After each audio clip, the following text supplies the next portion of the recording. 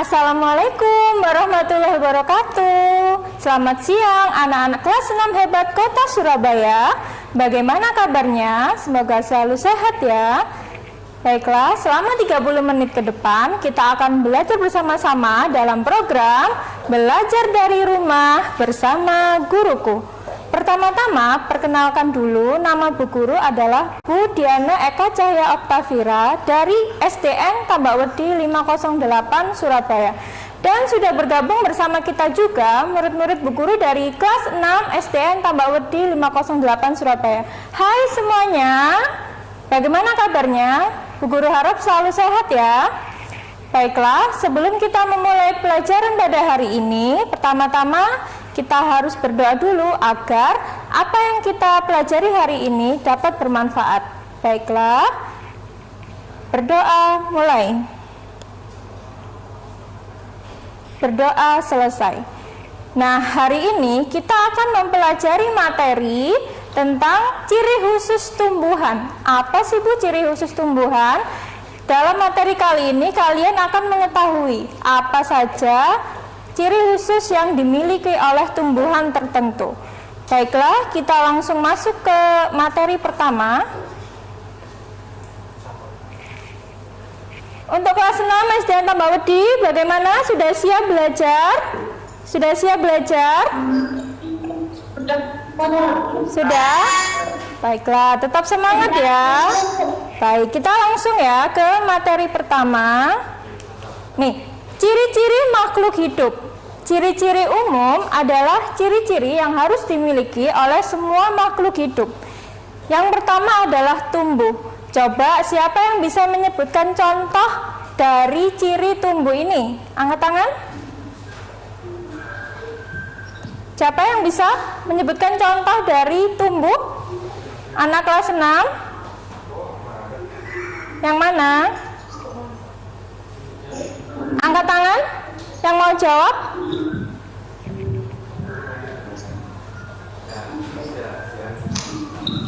Oke. Contoh dari tumbuh ini contohnya adalah kalian ketika dulu bayi hingga sekarang sudah kelas 6, nanti SMP, SMA dan seterusnya. Untuk yang kedua, berkembang biak. Siapa yang bisa menyebutkan contoh dari berkembang biak? Angkat tangan. Hewan. Ya, apa berkembang biak contohnya? Contohnya apa berkembang biak? Ovipar. Ovipar. Ya, apa ovipar itu adalah bertelur. Lalu apa lagi? Vivipar, melahirkan. Lalu ada ovovivipar, bertelur melahirkan. Ya, itu contoh pada hewan. Selanjutnya nomor 3, ciri yang ketiga adalah memperoleh makanan. Siapa yang bisa menyebutkan contoh memperoleh makanan pada hewan? Contohnya misalkan kambing. Kambing makannya adalah rumput, berarti dia termasuk ke dalam kelas herbivora. Terus harimau makannya adalah daging, dia termasuk karnivora. Dan omnivora adalah pemakan segala. Oke, selanjutnya yang keempat, beradaptasi. Siapa yang bisa mencontohkan beradaptasi pada hewan contohnya? Angkat tangan yang mau jawab. Pehan? Apa contohnya beradaptasi yang kamu tahu? Contohnya apa? Ada bunglon, seperti apa?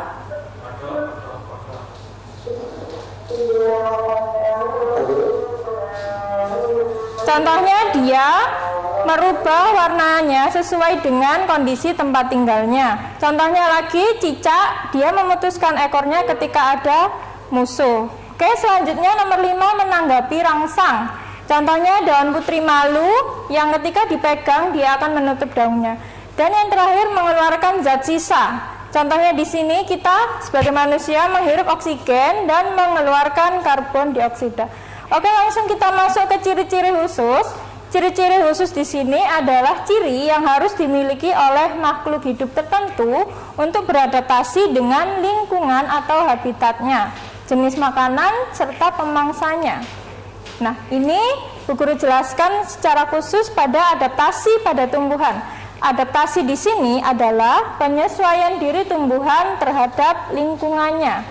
Tumbuhan di sini memiliki cara yang unik untuk menyesuaikan diri terhadap lingkungannya untuk bertahan hidup.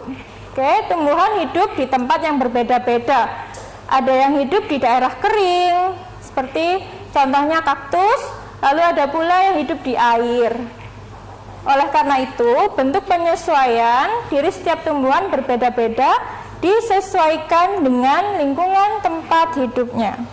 Oke, selanjutnya Bu Guru akan menjelaskan tentang ciri khusus tumbuhan berdasarkan habitat. Yang pertama adalah xerofit, habitat kering. Siapa yang bisa menyebutkan contoh tumbuhan yang ada di habitat kering? Bisa? Contohnya apa tadi? Devita? Apa Devita? Devita contohnya? Kaktus. Kaktus, lalu apa lagi? Dan? Oke, cacar bebek. Yang kedua adalah hidrofit. Kalau hidrofit ini contohnya apa? Yang hidup di habitat air apa Devita? Teratai. Teratai dan? Enceng gondok. Oke, yang ketiga adalah higrofit. Higrofit di sini hidup di habitat lembab. Contohnya adalah tumbuhan paku dan begonia. Yang keempat ini adalah halofit, habitat berkadar garam tinggi. Contohnya adalah pohon bakau. Dan yang kelima di habitat miskin nitrogen. Habitat miskin nitrogen ini tanahnya sangat miskin nitrogen. Oleh karena itu tumbuhan yang ada di habitat miskin nitrogen mengambil nitrogen dari makhluk hidup lain, yaitu serangga. Oke, nanti akan kita lanjutkan lebih dalam setelah ini.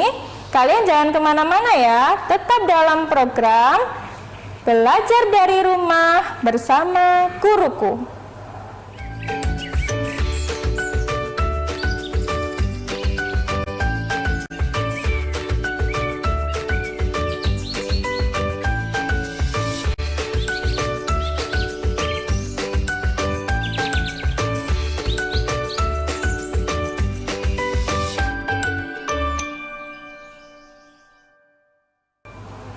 Hai, kembali lagi bersama program sains kita Belajar dari Rumah bersama Guruku. Bagaimana? Tetap semangat? Harusnya tetap semangat dong. Bu Guru akan lanjutkan materinya. Oke, tadi kita sudah mengetahui ciri khusus tumbuhan berdasarkan habitat secara umum. Nah, sekarang kita akan mempelajari ciri-cirinya. Oke, yang pertama tadi xerofit. Xerofit tadi adalah di habitat kering. Di situ sudah terlihat di gambar. Yang pertama adalah lidah buaya ya. Yang kedua adalah gambar cocor bebek. Yang ketiga adalah gambar kaktus. Ciri-ciri tumbuhan xerofit. Yang pertama memiliki daun kecil. Daunnya berubah menjadi duri untuk mengurangi penguapan.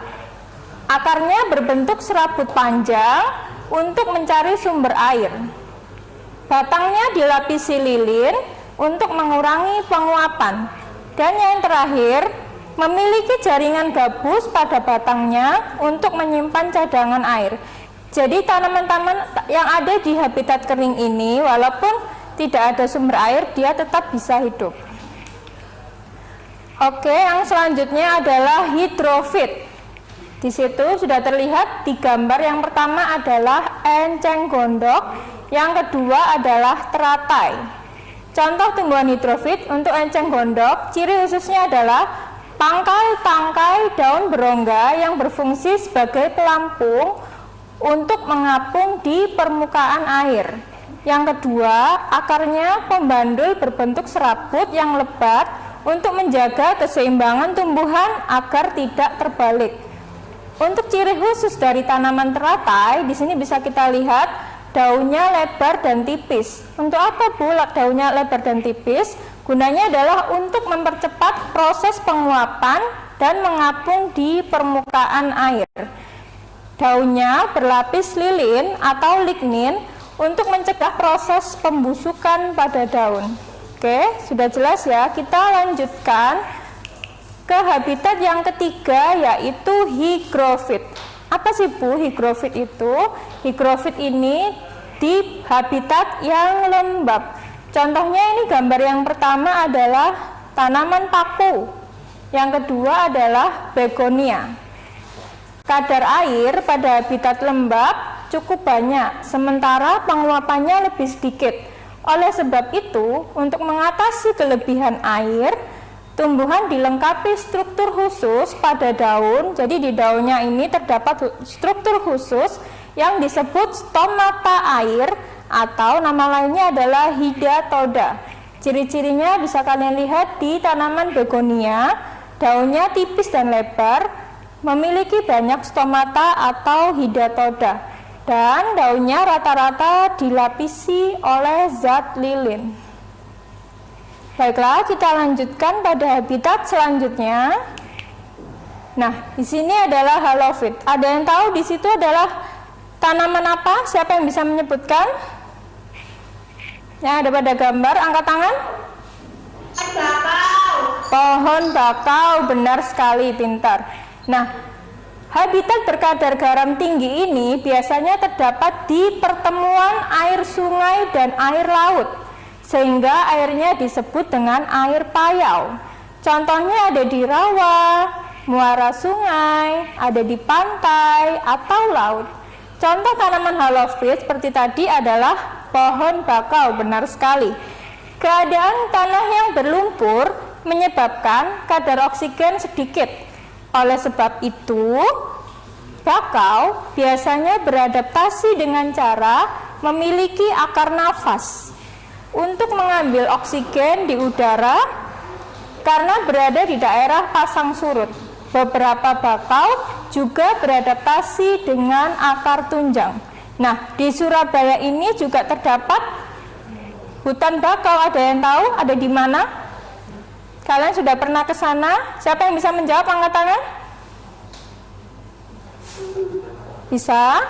Sudah pernah? Yang terdapat banyak pohon bakau di sana. Ada di daerah Wonorejo. Belum pernah ke sana, anak-anak? Siapa yang bisa menjawab? Tidak bisa. Oke.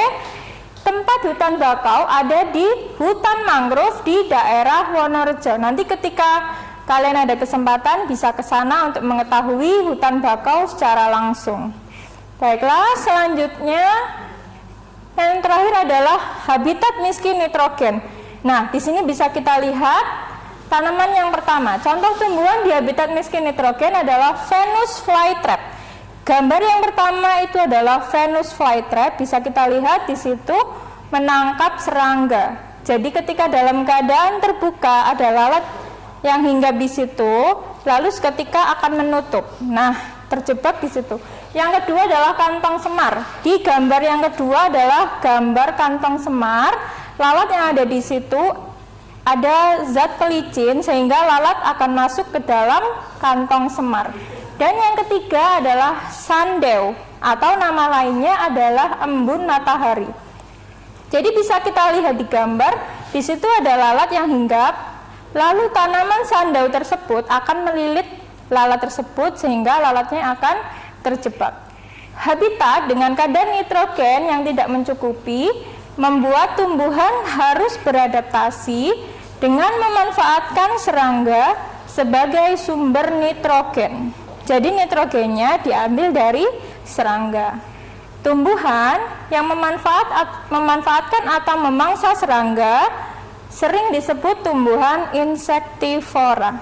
Jadi ini contohnya, yang pertama adalah Venus flytrap, yang kedua kantong semar, dan yang ketiga sandew atau embun matahari. Oke, selanjutnya Bu Guru akan menjelaskan tadi secara habitat. Sekarang ciri khususnya berkaitan dengan proses perkembangbiakan. Yang pertama adalah bunga anggrek. Tumbuhan seperti anggrek, mawar, dan melati memiliki mahkota bunga berwarna mencolok dan cairan nektar untuk menarik perhatian serangga yang membantu dalam proses menyerbukan bunga tersebut. Baiklah, Bu Guru akan lanjutkan setelah pariwara berikut ini. Jangan kemana-mana ya, tetap di belajar dari rumah bersama guruku.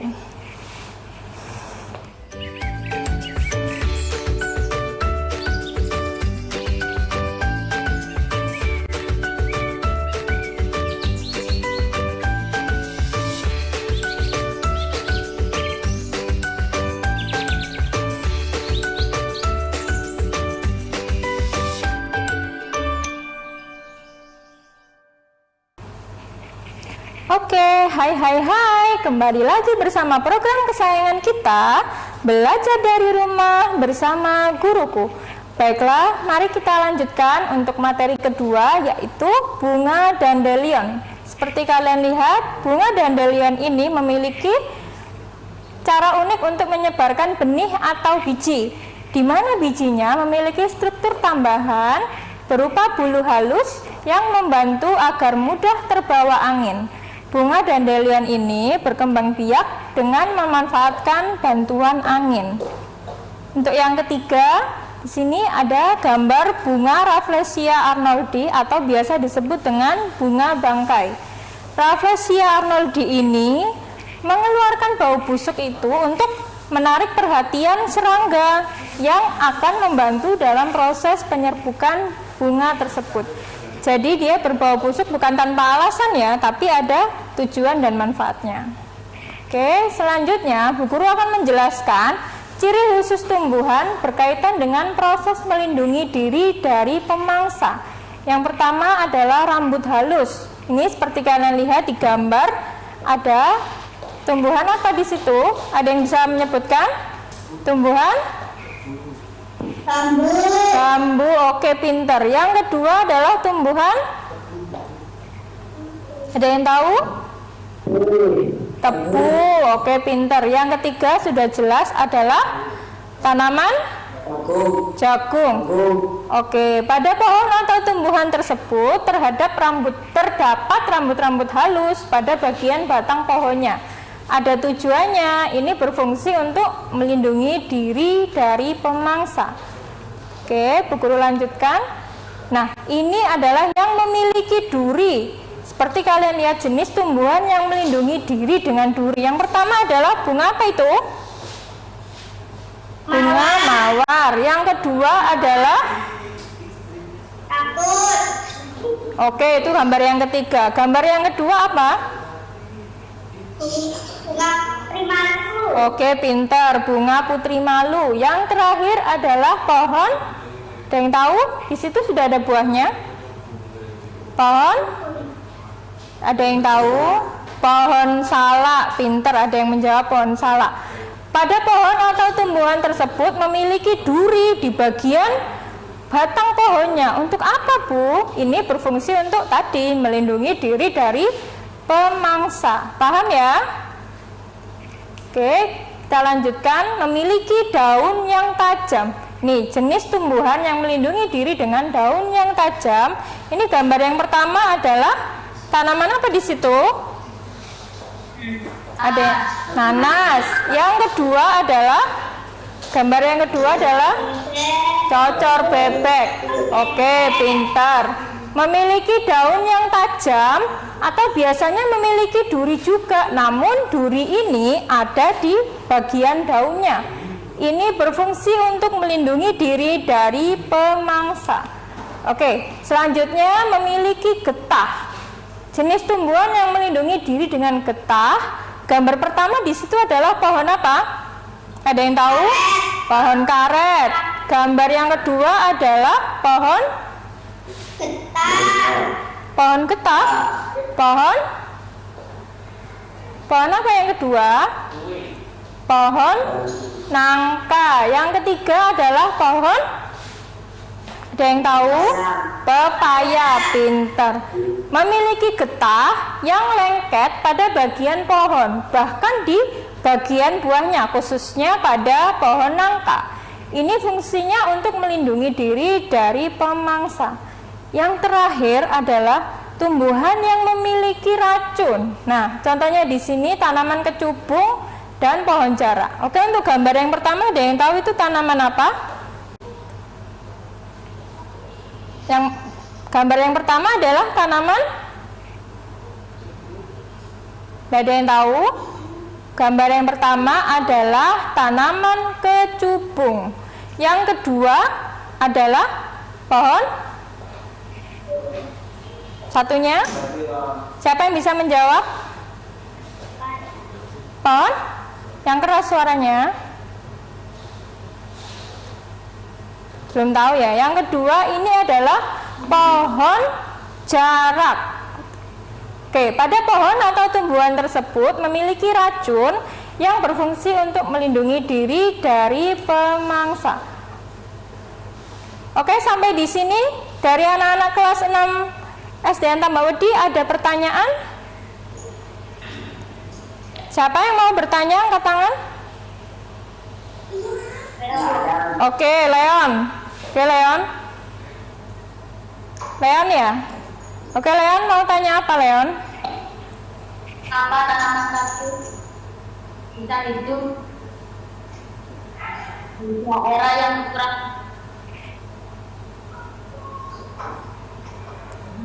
Kenapa, Leon? Oke. Daerah yang kekurangan. Oke, Bu Guru bisa menangkap pertanyaan kamu, mengapa tanaman kaktus bisa hidup di daerah yang kekurangan air? Seperti yang Bu Guru terangkan tadi, kaktus di sini tadi memiliki batang yang bisa menyimpan banyak air dan juga akar yang menyebar luas di tanah, dan yang terakhir daunnya itu berbentuk duri untuk mengurangi penguapan. Jadi ketika hujan, kaktus ini akan menyerap banyak air. Lalu ketika di musim kemarau, air yang ada di dalam batang kaktus tersebut akan diambil sedikit demi sedikit. Sama contohnya seperti pada hewan, yaitu hewan unta yang menyimpan air di dalam punuknya. Sudah paham anak-anak? Leon, sudah paham Leon? Sudah paham. Oke, kalau begitu kita sampai kepada kesimpulan. Ciri-ciri umum tadi adalah ciri yang harus dimiliki oleh semua makhluk hidup, yaitu tadi tumbuh, berkembang biak, memperoleh makanan, beradaptasi, menanggapi rangsang, dan mengeluarkan zat sisa. Nah, ciri-ciri khusus ini tadi adalah yang harus dimiliki oleh makhluk hidup tertentu untuk beradaptasi dengan lingkungan atau habitat serta pemangsanya.